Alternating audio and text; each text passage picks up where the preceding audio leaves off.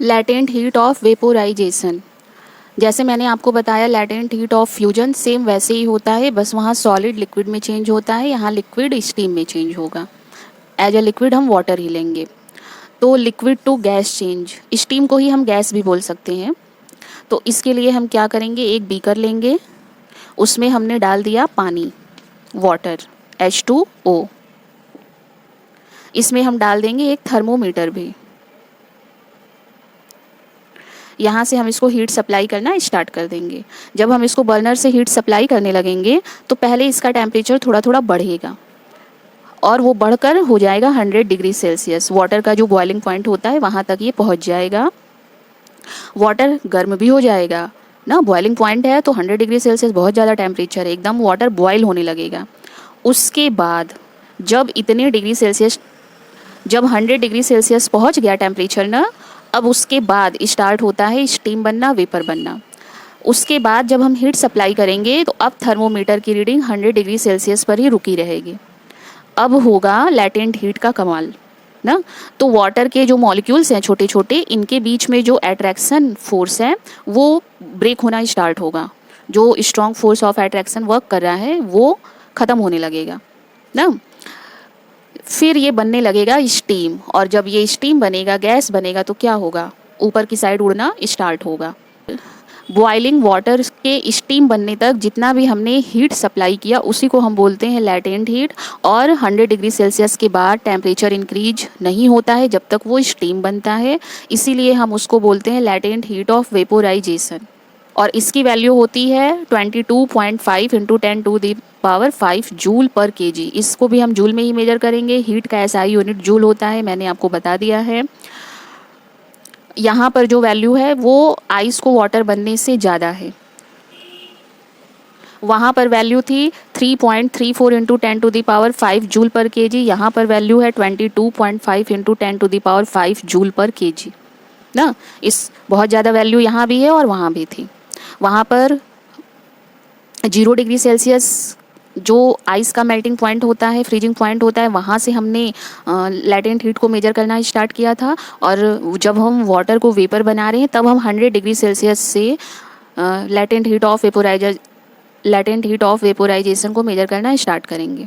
उसके पहले अगर वाटर हमने लिया है तो हो सकता है वो 30 डिग्री सेल्सियस पर हो, तो 100 डिग्री सेल्सियस तक टेम्परेचर इंक्रीज करेगा ही ना, क्योंकि हमें बॉइलिंग तक उसको पहुंचाना है। जब वाटर बॉइलिंग पॉइंट पे पहुंच जाता है उसके बाद स्टीम बनना स्टार्ट होता है।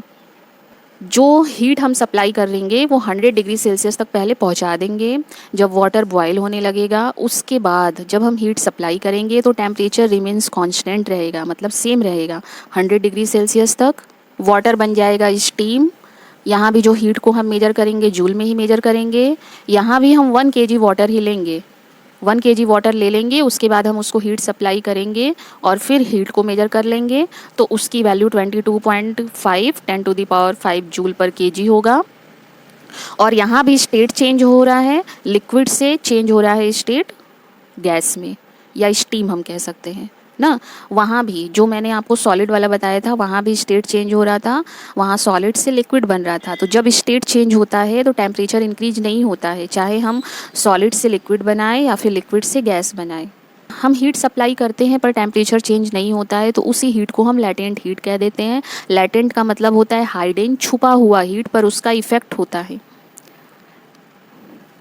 वाटर से बन जाता है स्टीम, और यहाँ भी force of attraction between water के पार्टिकल्स जो हैं वो ब्रेक डाउन होने में ही सारा लैटेंट हीट यूज होता है। जिस तरह से मैंने आपको बताया कि 0 डिग्री सेल्सियस का आइस ज़्यादा ठंडा होता है 0 डिग्री सेल्सियस के वाटर से, उसी तरह से 100 डिग्री सेल्सियस पर जो बॉइलिंग वाटर है इससे ज़्यादा गर्म होगा स्टीम। स्टीम अगर आपके हाथ पे पड़ जाएगा तो जल जाएगा, और 100 डिग्री सेल्सियस बॉइलिंग वाटर तो आराम से लोग पानी को बॉयल करके पी लेते हैं। गरम गरम पानी ठंडियों के दिनों में लोग आराम से पी लेते हैं, लेकिन ठंडी के दिनों में भी अगर स्टीम हाथ में लग जाए ना तो तुरंत जलने लगता है, क्योंकि उसमें लैटेंट हीट भी होता है, और लैटेंट हीट थोड़ा बहुत नहीं रहता है, इतना ज़्यादा रहता है।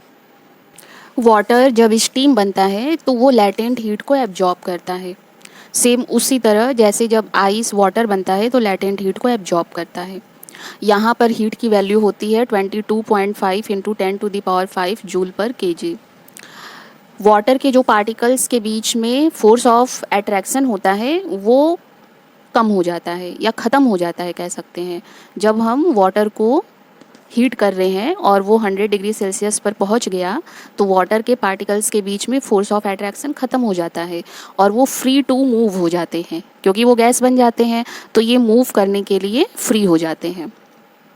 मैंने आपको पहले के वीडियो में बता रखा है कि जो गैस होता है, गैस के पार्टिकल्स मूव करने के लिए फ्री होते हैं ना, तभी तो उनको क्लोज्ड पॉट में रखा जाता है ताकि वो उड़े ना।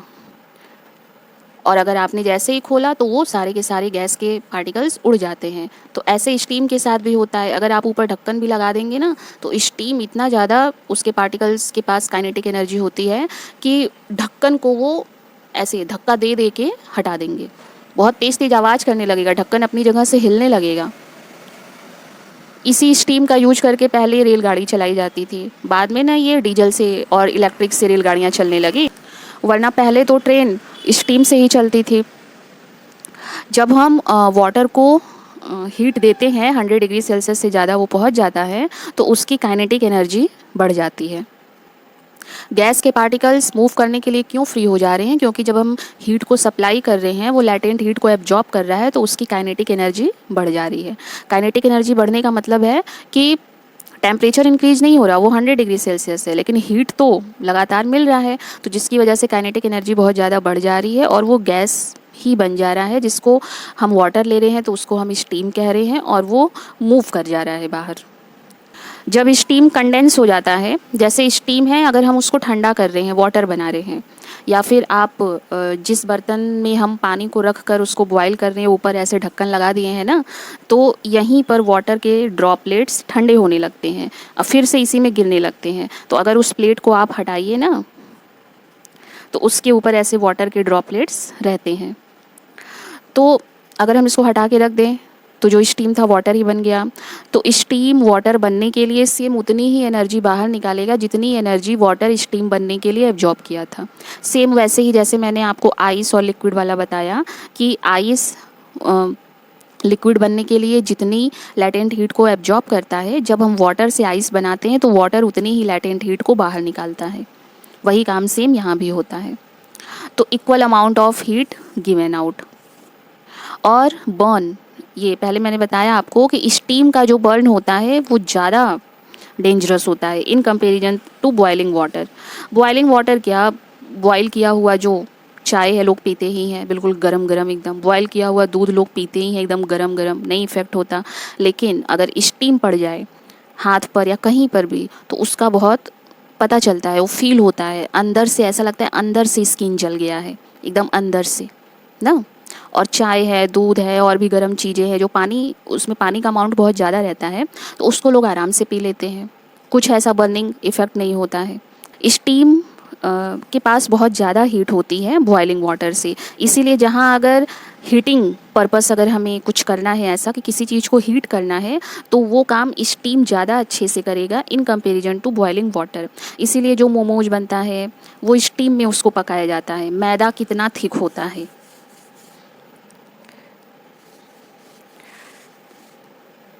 ना, जो मोमोज बनता है कैसे उसका शेप ऐसे ऐसे रहता है ना, तो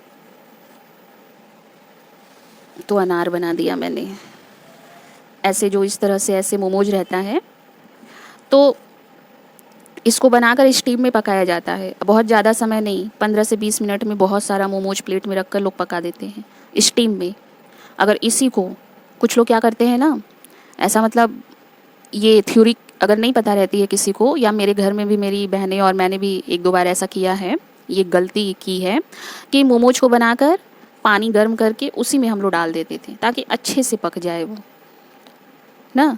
ऐसा मतलब मेरे घर में भी लोगों ने किया तो उन्हीं को कॉपी मैंने किया, लेकिन ये तरीका ज़्यादा टाइम टेकन है। अगर पानी में मोमोज को डाल देंगे ना तो वो ज़्यादा समय लगेगा बॉयल होने में इन कंपैरिजन टू अगर हम स्टीम में उसको पकाते हैं तो।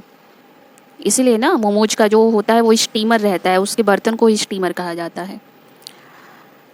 तो जहाँ भी हीटिंग पर्पस यूज करना है तो स्टीम ज़्यादा इफेक्टिव होगा in comparison to boiling water. और अगर स्किन के भी किसी हिस्से की सिकाई करनी है या आप लोगों ने खुद भी कभी किया होगा कि अगर खांसी हो जाती है, गले में दर्द होता है, तो गर्म पानी तो लोग पीते हैं, ठीक है, मगर कहा जाता है कि भाप लो, स्टीम लो। उसके लिए भी एक स्टीमर आता है जिसमें से स्टीम निकलता रहता है और लोग कपड़े से ढक के उसको लेते रहते हैं, क्योंकि वो स्टीम एकदम अंदर तक जाता है, उसका इफ़ेक्ट ज़्यादा होता है in comparison to boiling water. वरना आप दिन भर पानी पीते रहिए गरम गरम, बॉयल करके उतना फ़ायदा नहीं करेगा जितना फ़ायदा अगर दिन में एक बार भी स्टीम ले लिया तो वो करता है, क्योंकि उसका हीटिंग इफ़ेक्ट ज़्यादा है in comparison to boiling water.